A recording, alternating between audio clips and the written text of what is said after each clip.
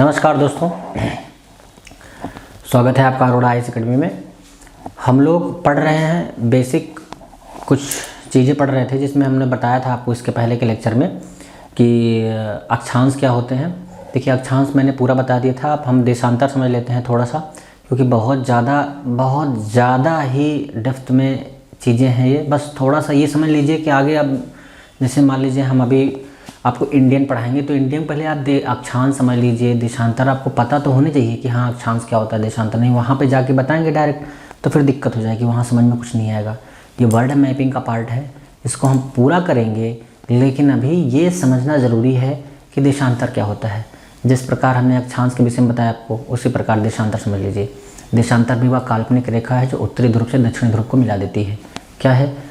देशांतर भी वह काल्पनिक रेखा है जो उत्तरी ध्रुव से दक्षिणी ध्रुव को मिलाती है। इतनी चीज़ समझ में आ गई। देखिए, देशांतर रेखा का जो मान होता है वो भी जान लीजिए। देशांतर रेखा का मान वो 0 से कितना होता है, 0 से 180 के बीच में होता है। कितना होता है? 180 के बीच में होता है। 0 से 180 के बीच में होता है। ठीक, दोनों साइड, इधर भी 180 इधर 180। पूछिए कैसे होता है, वो बता देते हैं। देखिए, पृथ्वी क्या है, ये देख रहे हो ना, ये देख रहे हो आप लॉन्गिट्यूड, ये उसी का मैप है। ये जा रहा है, ठीक, ये जा रहा है आपका।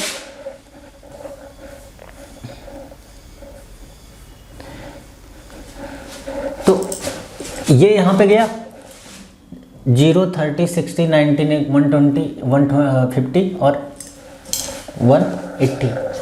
ये सब में आप 180, ये देखिए उत्तरी ध्रुव को दक्षिण ध्रुव से मिलाने का काम जो करती है वो ये रेखा करती है। ठीक, कौन करता है?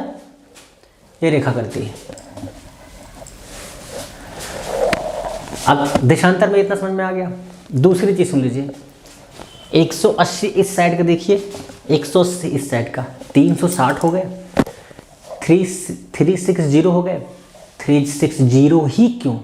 क्योंकि पृथ्वी पश्चिम से पूर्व के साइड, पश्चिम से पूर्व के साइड भ्रमण करती है। क्या करती है? पृथ्वी पश्चिम से पूर्व ही घूर्णन करती है और 24 घंटे में 360 डिग्री घूम जाती है।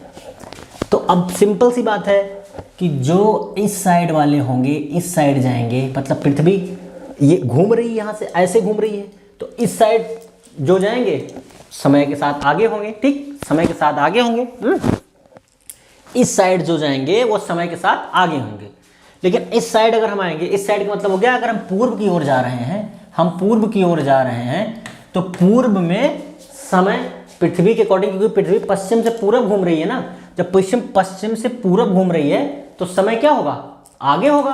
और अगर हम पूरब से पश्चिम आएंगे तो समय पीछे होगा, क्योंकि पृथ्वी का घूर्णन जो है वो पश्चिम से पूरब है, ना कि पूरब से पश्चिम। अगर पूरब से पश्चिम होता तो पश्चिम इस साइड के जो चीजें होती यहाँ पे, वो क्या होता, वहां पे हमें समय ऐड करना पड़ता। ठीक, मतलब कहने का ये है, फिर से एक बार बता देते हैं, कॉन्सेप्ट समझ लीजिए बहुत सिंपल वर्ड शब्दों में, कि पृथ्वी क्या होती है 360 पे 24 घंटे में घूम जाती। ठीक, ओके।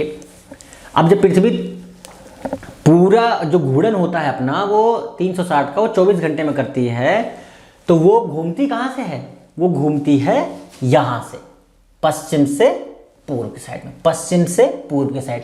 जब यहां से ये निकलती हैं तो सिंपल सी बात है, हम लोग इसके साथ आगे बढ़ रहे हैं तो समय तो साथ में सही चलेगा ना, यहाँ पे आगे ही होगा, समय तो आगे ही होगा। यहाँ पे हो सकता है, यहाँ जब पृथ्वी घूर्णन कर रही है तो यहाँ हो सकता है दिन पड़ जाए, यहाँ रात पड़ जाए।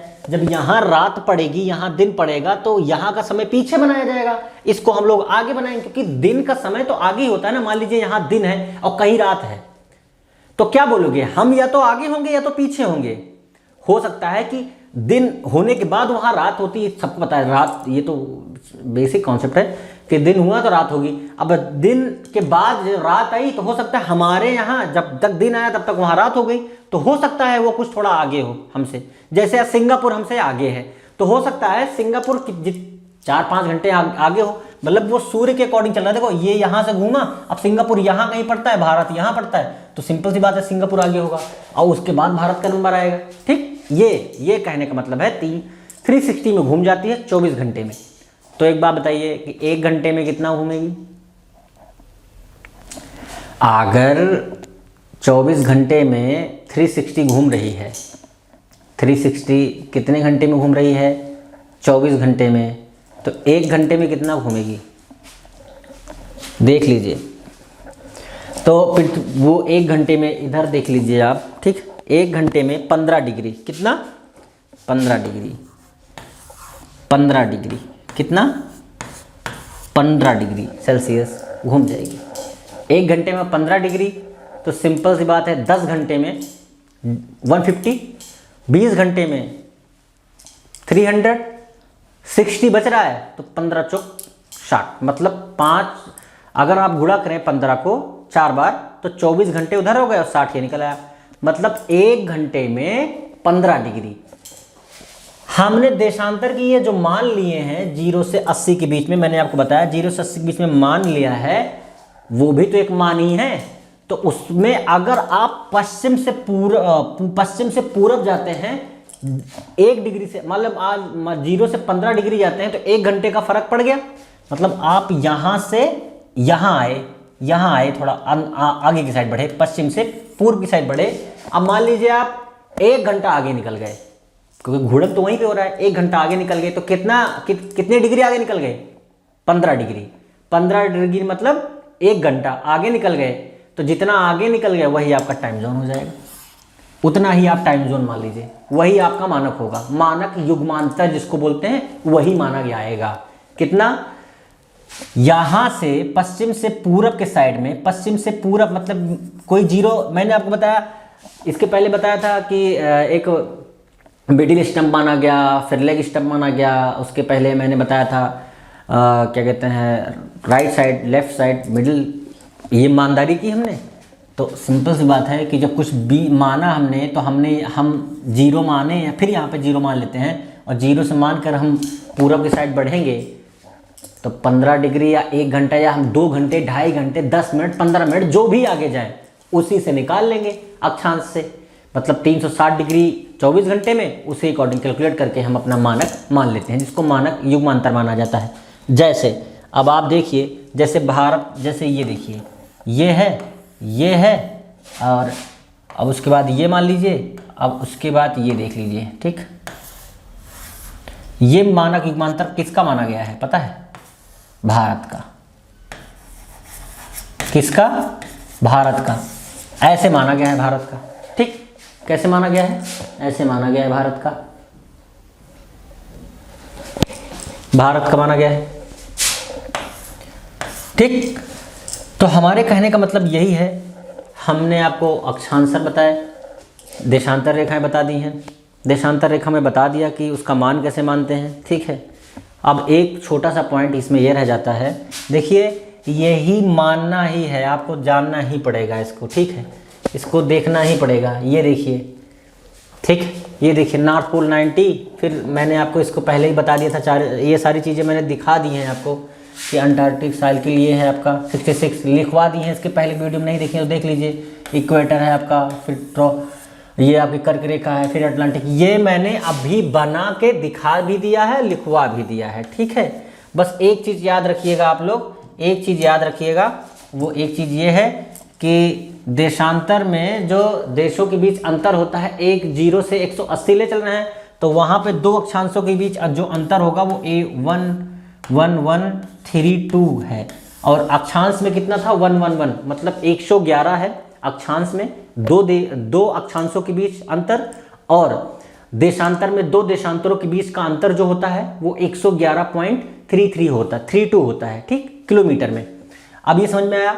देखिए, अक्षांश और देशांतर काल्पनिक रेखाएं हैं जो चारों तरफ से पृथ्वी पर निकलती हैं। कोई एक अक्षांश रेखाएं जो होती हैं वो चारों तरफ से निकल के पूर्व से पश्चिम को मिलान करवाती हैं और डिफरेंट डिफरेंट अक्षांश 0 से 90 तक में बनाए जाते हैं उसमें। ठीक, देशांतर रेखाएं भी क्या होती हैं, उत्तरी ध्रुव से दक्षिणी ध्रुव को का मिलान करती हैं। और दूसरी चीज़ ये कि ये जितनी भी रेखाएं देशांतर में निकलती हैं वो सारी जाकर के ध्रुव मतलब उत्तरी ध्रुव या दक्षिणी ध्रुव पे ही मिलती हैं। उनका मान 0 से 180 के बीच में होता है और उनके बीच का जो गैपिंग है मतलब एक देशांतर से दूसरे देशांतर के बीच में वो 111 किलोमीटर की है।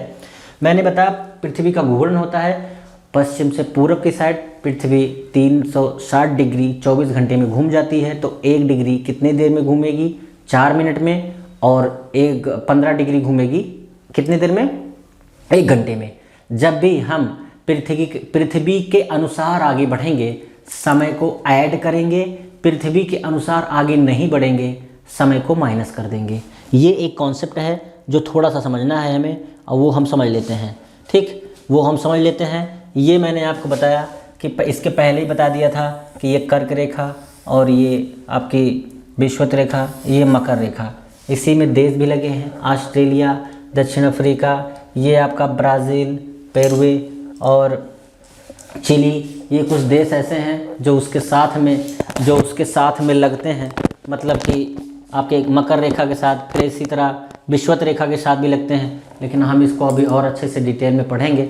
लेकिन पहले एक छोटा सा कॉन्सेप्ट समझ लीजिए आप, एक छोटा सा कॉन्सेप्ट बस इतना सा समझ लीजिए कि मानक युग्मांतर कैसे मानते हैं और देशांतर रेखाओं में जो है जो मान होता है उसका निर्धारण कैसे होता है। तो पहली चीज़ ये देख लीजिए कि इसका मान हमने ले लिया 0 से 180 के बीच में। पृथ्वी घूमती कितने में है, 360 हॉर मतलब घंटे में।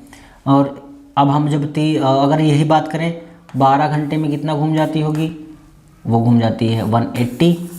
ठीक, और हम यही बात करें 1 घंटे में 1 आवर में कितना चलती है 15 डिग्री। और हम बात करें 1 मिनट की 1 मिनट तो कितना 4 डिग्री। ठीक, ठीक, 4 मिनट में 1 डिग्री, 4 मिनट में 4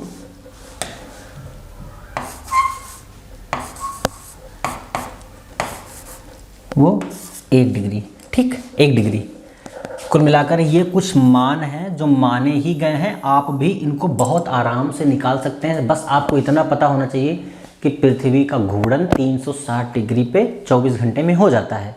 अगर आपको ये पता है तो आप सिंपल सा उसका कुछ नहीं करना है। आपको ये पता है जब 24 घंटे में 360 कोई व्यक्ति 360, अगर एक सिंपल सा एग्जांपल लेते हैं, आपको मान लीजिए आपका घर दिल्ली है, वहाँ से आपको कानपुर जाना है। एक सिंपल सा उदाहरण लेते हैं, कानपुर जाना है और उसकी दूरी हो 360 किलोमीटर, चलो मान लेते हैं।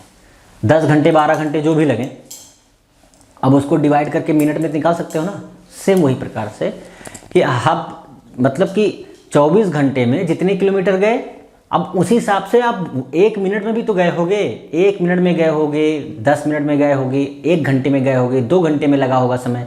वही समय मैं यहाँ निकाल रहा हूँ, मैं कुछ और नहीं कर रहा यहाँ कि आप 360 मतलब 360 किलोमीटर गए कितने घंटे में, 24 घंटे में।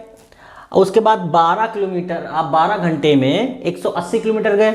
सेम उसी प्रकार से आप 1 घंटे में 15 किलोमीटर की स्पीड से चल रहे हैं, तभी तो आप 360 किलोमीटर 24 घंटे में पहुंच जाएंगे ना। मतलब अगर आप 1 घंटे में 15 की स्पीड से चलेंगे तभी 360 पहुंचेंगे। जब आप 1 घंटे में 15 की स्पीड चल रहे हैं तो सिंपल सी बात है कि 4 मिनट में आप 1 किलोमीटर चलेंगे, मतलब 1 डिग्री सेल्सियस आगे बढ़ेंगे। पहली चीज़ ये हो गई क्लियर। दूसरा कॉन्सेप्ट इसी में बस इतना है कि पृथ्वी का घूर्णन होता है पश्चिम से पूरब की ओर। जब भी हम पश्चिम से पूरब की ओर जाएंगे समय को ऐड करेंगे, याद रखिए, ऐड करेंगे, जोड़ देंगे। पूरब की ओर जितना आगे बढ़ेंगे उतना मानक 0 से 80 के बीच में जहां भी आएगा हम जोड़ देंगे। इसके बीच में हमारा कोई भी देश पड़ा, इसके बीच में ये जो रेखाएं देख रहे हैं आप, ये जो रेखाएं हैं देख रहे हैं ना, इसके बीच में हमारा कहीं भी देश पड़ता है, उसी हिसाब से हम निकाल के, जो अभी आपको मैंने पीछे बताया ये वाला देख के, अगर पूर्व में है तो ऐड कर लेंगे और पश्चिम में है तो यही सेम प्रक्रिया अपना करके घटा देंगे और जो निकल के आएगा वही हमारा टाइम जोन मानक युगांतर होगा। अब कुछ बेसिक डिफरेंस अगर हम अगर कहें तो हम दिखा देते हैं कुछ बेसिक डिफरेंस, कुछ बेसिक अंतर जो डिफरेंस बोलते हैं इसको दिखा देते हैं आपको अक्षांश और देशांतर के बीच में।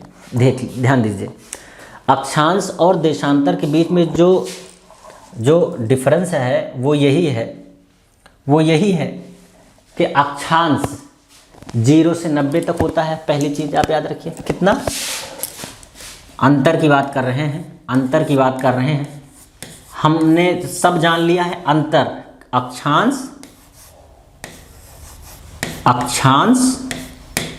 और दूसरा देशांतर, देशों का अंतर करने वाला देशांतर। ठीक, ये हो गया। इसका मान 0 से होता है 90 के बीच में। हम जब भी कैलकुलेट करेंगे इसके लिए अक्षांश में 0 से 80 और ये 0 से 180।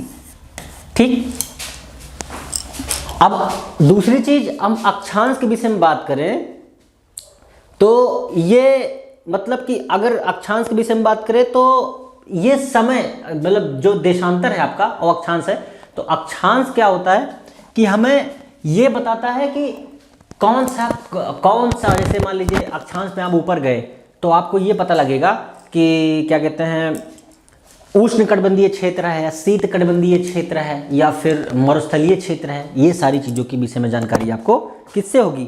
कटिबंध के विषय में जानकारी आपको अक्षांश में होगी। कहाँ पे होगी? कटिबंध के विषय में। लेकिन मानक युग्मांतर,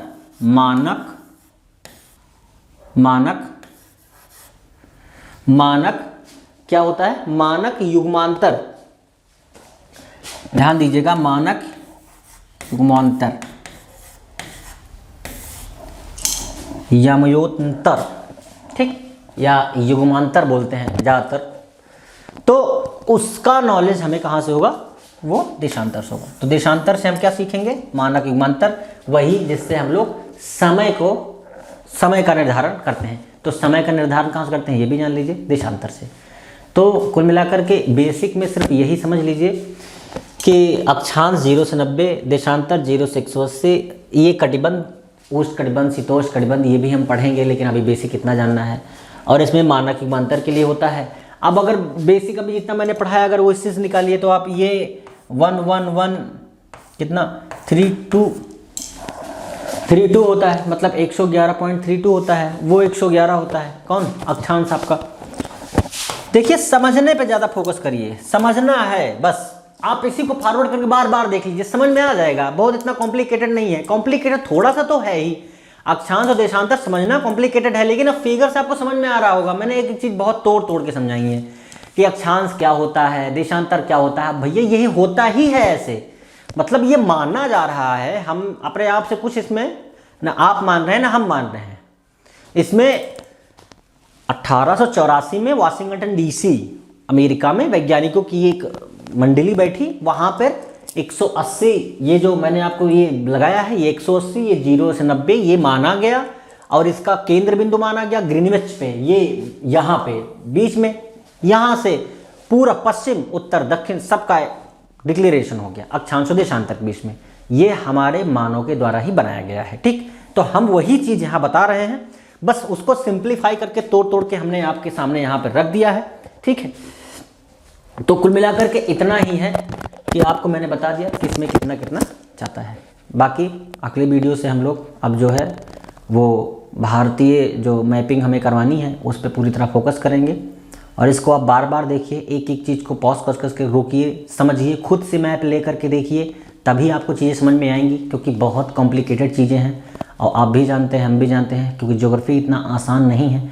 और उसी को आसान बनाने के लिए हम देखिए यहाँ खुद आपके साथ मेहनत कर रहे हैं और एक एक चीज़ बना के दिखा रहे हैं।